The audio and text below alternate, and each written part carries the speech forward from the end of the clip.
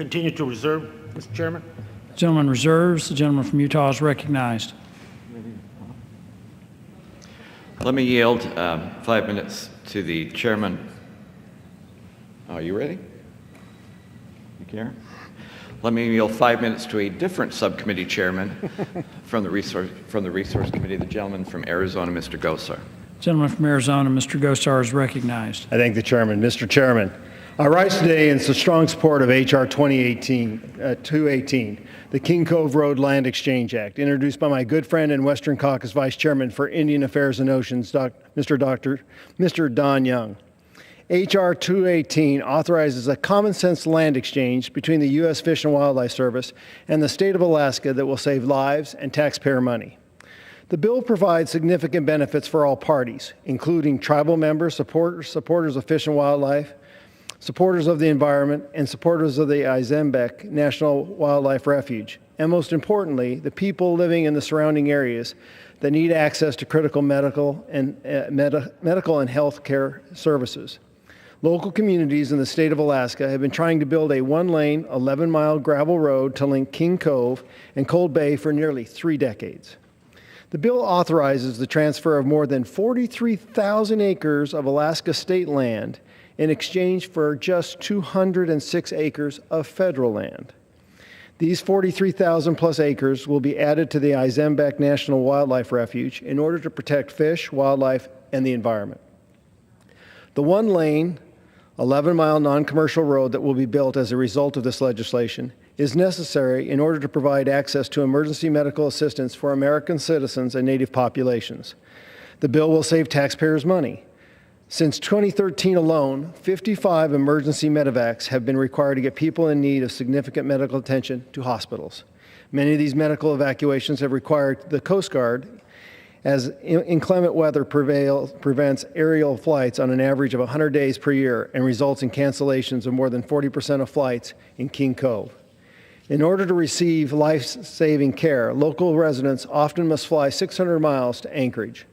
Connecting King Cove to Cold Bay Airport will allow the Aduhu tribe and local residents to receive the emergency services they need and deserve. The National Congress of American Indians has testified before Congress multiple times in support of this legislation and on the need to construct this road. NCAI has also passed these formal resolutions of support in 2007, 2014, and 2015. The 2015 NCAI resolution stated, and I quote, "The Aleut people of King Cove are continuing to seek justice for this basic right to safe and dependable transportation access for emergency and routine medical health, which is an expectation that most Americans, Indian and non-Indian, take for granted. Because of American public health safety and quality of life factors, the NCAI does hereby support the rights of the Aleut people of King Cove for this basic expectation of dependable transportation access, and calls upon Congress to immediately pass new legislation approving a land corridor for the construction of a permanent life-saving road linking the community of King Cove to Cold Bay Airport." I couldn't agree more with the National Congress of American Indians. These people in these local communities have a fundamental right to basic health care. Let's pass this bill so that we can build an 11-mile gravel road and ensure they receive these basic services. I thank the gentleman from Alaska for his leadership in sponsoring this much-needed legislation. I urge my colleagues on both sides of the aisle to vote in support of this common-sense bill. And with that, I yield back. Gentleman yields. Gentleman from Arizona, Mr. Grijalva, is recognized. Chair. You know, we've heard the argument, and we'll repeatedly hear the argument, that the road connecting King Cove to Cold Bay is needed for health and safety purposes. While it is true that the road will be used for medical emergency, there is a lot of evidence pointing to another objective. If you look at the decades-long effort to build this road, it becomes clear that there's always been a commercial purpose in mind. King Cove is home to one of the largest fish processing facilities operated by Peter Pan Seafoods, a subsidiary of a Japanese company that is one of the largest seafood companies in the world. Fishing is the backbone of the King Cove economy, and has always been one of the reasons for the road. Let's look at the facts. In 1994, the city of King Cove passed a resolution to emphasize the positive socioeconomic impacts of a 20-mile road linking King Cove to the Cold Bay Airport. The resolution did not mention any need to use the road for health or safety or for emergency situations of residents. In 2005, the Aleutian East Borough participated in the public scoping meetings and presented their vision for a hub airport for Cold Bay. This plan included closed storage capability for fish from King Cove and other communities awaiting air freight. In 2010, as part of a Fish and Wildlife EIS for the land exchange we are debating today, an Aleutian East Borough Assemblyman stated that Peter Pan Seafood would use the road to transport fresh product. And finally, on May 25th of this year, Alaska Governor Bill Walker sent a request to the Trump administration. He asked for, and I quote, access for isolated King Cove residents to the airport at Cold Bay in all weather conditions, enabling access to health services and the movement of goods and people between King Cove and Cold Bay. When you add all this up, the evidence is pretty convincing. Sure, the road will be used for emergency evacuations, but it will also be used to transport fresh product to Cold Bay to be sold throughout Asia and the rest of the world. Despite language in the bill seeking to prohibit commercial use of the road, once it is built, this prohibition will be incredibly difficult, if not impossible, to enforce. This is an incredibly remote area, and the Fish and Wildlife Service does not have the resources or staff capacity to police the use of the road, and I reserve. Gentleman reserves. The gentleman from Utah is recognized. I'd like to yield 5 minutes to the chairman of the Federal Lands Subcommittee, gentleman from California, Mr. McClintock. Gentleman from California is recognized. I thank the gentleman for yielding. Mr. Chairman, we have just heard a very familiar theme from the Democratic side of the aisle. It is a theme they have sounded for the past decade and goes a long way to explain why America's prosperity has been stagnating, has literally been on hold during these past 8 years. God forbid there should be more jobs to support struggling families in this little community. God forbid our roads should ever be used to get products to people who desperately need them. Now, it's hard for me to understand how a one-lane gravel road is going to accommodate all of that commerce. What it's going to accommodate are people who desperately need access to the neighboring city of Cold Bay. I rise in strong support of this bill, Mr. Young's H.R. 218, on behalf of the people of King Cove, Alaska. I want you to imagine being a resident of that tiny little community. Its only outside access is by a gravel airstrip and a little tiny harbor. It's just 20 miles from the city of Cold Bay. Cold Bay's got a regional airport, they've got medical facilities, but there's no road connecting that little town with the life-sustaining civilization just 20 miles away. We all know of the exceptionally harsh weather conditions in that area. They routinely prevent air and sea travel out of King Cove. If you're in trouble in that weather, there's help just down the road, but there is no road. Why is there no road? Well, we've just heard a sampling of why. It's not because of natural barriers. It's not for lack of need or financing. It's because a national wildlife refuge and a section of the Alaska Peninsula National Wildlife Refuge is in between these communities, and the federal government and left-wing environmental activists just won't hear of it. For over 20 years, the people of King Cove have begged for this life-saving road for their safety. Not a major interstate, not a parkway, just a one-lane road. It requires only 206 acres out of the 59 million acres of designated federal wilderness in Alaska. Just in the last 4 years, as has been pointed out, 55 emergency medical evacuations have been made, a number of which have required Coast Guard involvement or extended patient waiting times or both. Mr. Westerman has told us of just last year of the King Cove woman in her 70s suffering from heart issues, medevac from King Cove to Cold Bay by Coast Guard vessel after high winds prevented an air ambulance from landing at King Cove. In the end, it took the woman over 7 hours to reach a hospital in Anchorage. A road between King Cove and Cold Bay would go a long way to prevent similar situations from reoccurring, and it would provide a potentially life-saving evacuation route for King Cove citizens in the event of an emergency. And if it helps provide additional jobs for that little community, well, I say so much the better.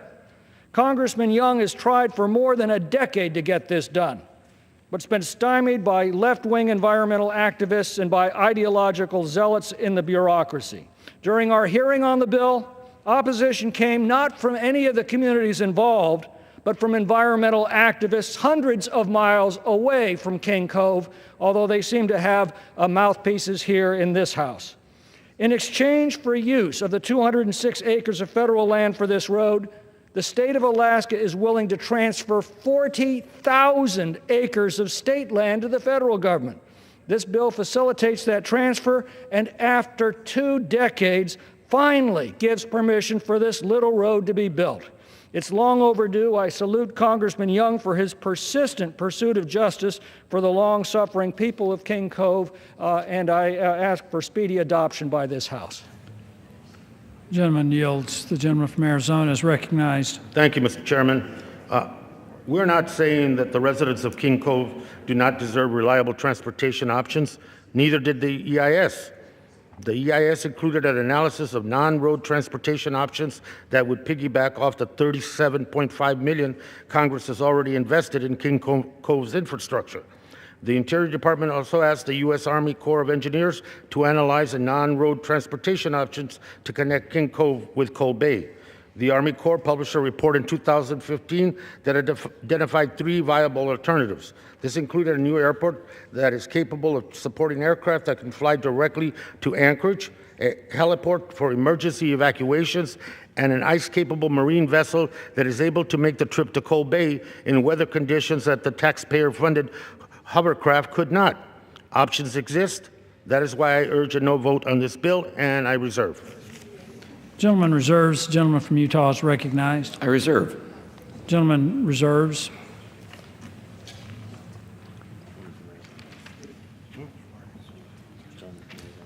Gentleman from Arizona is recognized. Thank you, Mr. Chairman. I yield to the gentleman from Florida, Mr. Deutsch, as much time as he may consume. Gentleman from Florida is recognized. I thank my friend from Arizona, and I rise to oppose this bill today for a number of reasons, but building a road through a congressionally designated wilderness area is without precedent. There are lots of other reasons, but I would note that at least today's debate shifts the focus of this Congress in the right direction. Because when we look to Alaska, it requires a gaze just a little bit further into Russia. And I only wish that what we were debating today was the sanctions bill that passed the Senate by a vote of 98-2. And the reason that we should be debating that bill today is readily apparent to anyone who's been paying attention to recent events. Just this morning, we read of the president's interview with the New York Times, and we think about the president who took action to fire the acting attorney general, to urge the FBI director to go easy on Flynn and the Flynn investigation, who fired the FBI director because of the Russia investigation, and who just now, in this interview yesterday, threatened the acting FBI director, the attorney general of the United States, and the person carrying out the investigation of Russia and the potential ties between his administration and Russia.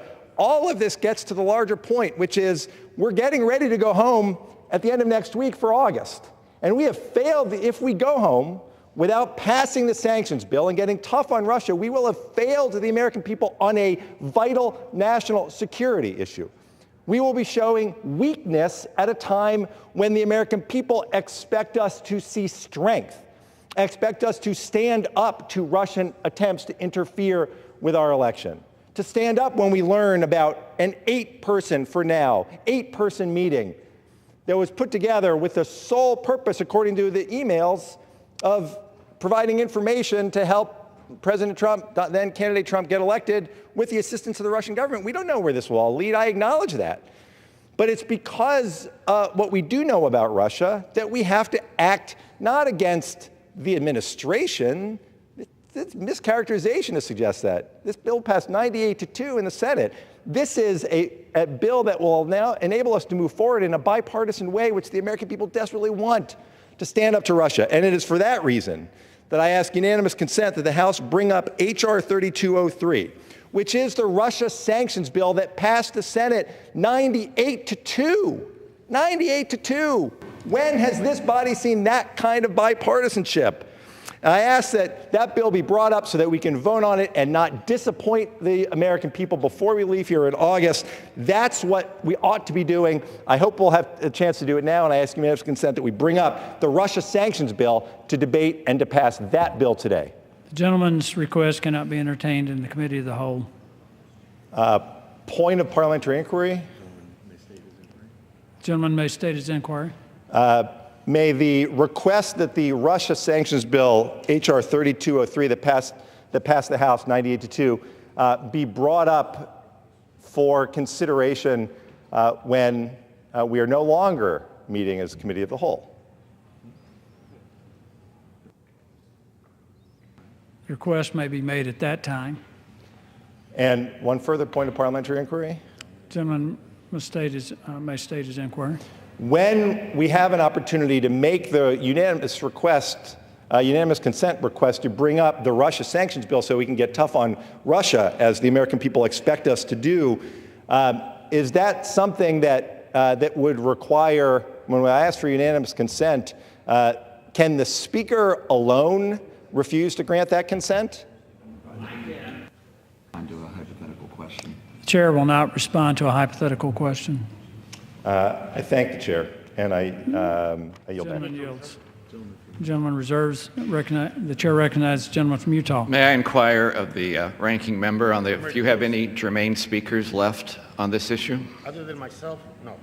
Then I reserve. I'm ready to go. Gentleman reserves. The chair recognizes the gentleman from Arizona. Thank you, Mr. Chairman. Let me deal with one claim. The claim that people will die if we don't pass H.R. 218 is wrong. The claim is wrong because there is no evidence to back it up, and it's wrong because using this kind of over-the-top rhetoric is irresponsible. We do not oppose this bill because we think animal life is more valuable than human life, and throwing accusations like that around on the House floor should be beneath all of us. We do not have to rely on one member's claim that the sky is falling, that these concerns have been assessed for years through public process, and the conclusion was that there were viable alternatives that will address any legitimate public safety concern. People's lives do not hang in the balance. We can protect public health and the refuge if we abandon this bill and work together on a better solution. This is indeed a remote area. That is why many of the residents choose to live there in the first place. They are fully accustomed to the challenges that come with living on the last frontier. To address these challenges, the federal government has appropriated tens of millions of dollars to this community for better medical and transportation facilities. We have remote communities in Arizona, especially tribal communities, that would surely appreciate $37.5 million to address their health and safety concerns as well. The local government used some of that money to buy a hovercraft that could make the airport run much faster than the road will ever allow. The local community, not the federal government, elected to stop using the hovercraft. Surely if people's lives were at stake, the local government would not have made that kind of a decision. We have legitimate policy differences on this bill. The EIS has convinced many on our side that this is not a worthwhile proposal. Let's debate these findings calmly and rationally, and that would serve the public in this debate, and look for a solution that both protects people's health, the refuge. With that, I yield back the balance of our time. Gentleman yields. The gentleman from Utah is recognized. Thank you. I yield myself the remainder of our time. Gentleman is recognized. Thank you. You know, this is an issue that people have for 3 decades been trying to calmly discuss and find an alternative. And unfortunately, the people of Alaska who have been engaged in this effort for the last 3+ decades have been rebuffed at every turn, in which the only answer they got was the federal government here in Washington giving them an alternative and forcing upon them an alternative that flat out didn't work. And it hasn't worked in the last 7 years. One of the things we should realize is that this idea of building this road is not new. The House has voted to build this road. The Senate has voted to build this road. Unfortunately, they didn't vote it on the same bill. except in 2009, when there was a piece of legislation that went through both the House and the Senate, which was very clear at the time that it was the intent of both the House and the Senate to build the road. But it did require the Interior Department to do the NEPA process. They took 4 years. Now think of that. It was in 2009 when the bill was passed and the intent of Congress was very clear. 4 years later, the Interior Department finally got around to doing the study. A study which I might add had 5 options that were added to it, one of which was to do nothing, and the Interior Department chose, after 4 years of study, as their preferred option, to do nothing. And therefore, all the efforts and anguish of these people in Alaska went to naught because a bureaucracy here decided, despite what the House had said and despite what the Senate had said, that they knew best. Despite what the people of Alaska needed, they knew best, and their option was simply to do nothing. This bill, let me remind you, all the masses of people who are here, is not about a road, it's about a land transfer for a road. The state of Alaska is putting up 43,096 acres, for new wilderness in exchange for 200 plus acres, 240, I think, acres to be a road. A road that already exists. There is a 30-mile road that exists. The only problem is only 19 of the 30 miles are constructed. They exist. They are there now. What Alaska is asking is simply give us the last 11 so the road that does exist can be used for them, for their medical needs, for their recreation if they want to. I mean, it's been brought up that, heaven forbid, this might be used for economic advantage. I don't know why this community, around 1,000 people, about 80% are native Alaskans, would ever have the audacity to think that they ought to have a job, or the audacity to think that maybe they should try and use something that is there to further their economic ability to actually earn a living. How uppity can you get when we realize that those of us sitting here 6,000 miles away really have the superior wisdom to tell those people living in King Cove how they actually should live their life? And we did it. We did it in the 90s. We said, no, you can't have a road because we have a philosophical opposition to it. Instead, we'll spend a heck of a lot of money to come up with a hovercraft that doesn't work and is too expensive and is useless and it no longer exists. And now you're saying, no. You can't have access to the mainland. You can't have access to an all-weather airport. You can't have access for medical care. You can't have access for jobs. You can't have access for anything. Instead, let's work together to come up with another really stupid idea that won't work as well, when the solution is simply to build a road, 11 miles to connect an existing road so people who live in King Cove can do it. You've already heard the data that's been presented. In the last 30 years, 19 people have died. 19 people have died, and it can be traced specifically to the fact they didn't have access to health care. In the last 3 years, they've had over 50 cases when medevac had to be used very expensively by the Coast Guard to try and help people out there. You wouldn't have to do that if you simply had the silly road. The 70-year-old woman who had to wait 7 hours suffering a heart attack before she could get medical care. The woman in labor who had to go 6 hours before she could get someplace to have medical care. The man who had the saw accident who had to wait 12 hours before he was able to get any kind of medical care simply because there is not an 11-mile single-lane gravel road to connect to the rest of the 30-mile road that already exists. And we sit here and try and tell these people in Alaska what is best for them, what is good for them, and that's emotional, and that's irrational. No, what is irrational is that we're going through this again, the same thing we did last decade, the same thing that happened in the 90s, and it's going to continue until we finally say people should have a right to decide for themselves what is best for them. And the people who live in this community want a road. It's not going to hurt anything. It's 200 acres, and this is a land exchange. Actually, I have to admit, I don't like that. Alaska is giving up 40,000 acres so they can do 200 acres of a road. I think that's an exorbitant fee that's being that's being extracted from the state of Alaska just so they can give these people, the overwhelming majority of whom are Native Alaskans, the opportunity of having access to their community so they can get medical care or whatever else they need so they can have it. And we're sitting here because we don't want to do a precedent. This is the right thing to do. We should do this. We should have done it back in the Clinton administration when it first came up. We should have gone through with it in 2009 when they finally passed it in both the House and the Senate, and then had to wait 4 years for the Interior Department to study the issue, and their conclusion was, let's not do anything. That doesn't exist. It's time for us to do something to help people, to put people above ideology. Pass the bill. I yield back. Gentleman yields. All time for general debate has expired. Pursuant to the rule, the bill shall be considered for amendment under the 5-minute rule. Shall be in order to consider as an original bill for the purpose of amendment under the 5-minute rule, an amendment in the nature of a substitute consisting of the text of the Rules Committee Print 115-27. That amendment in the nature of a substitute shall be considered as read. No amendment to that amendment in the nature of a substitute shall be in order except those printed in Part C of House Report 115-235. Each such amendment may be offered only in the order printed in the report.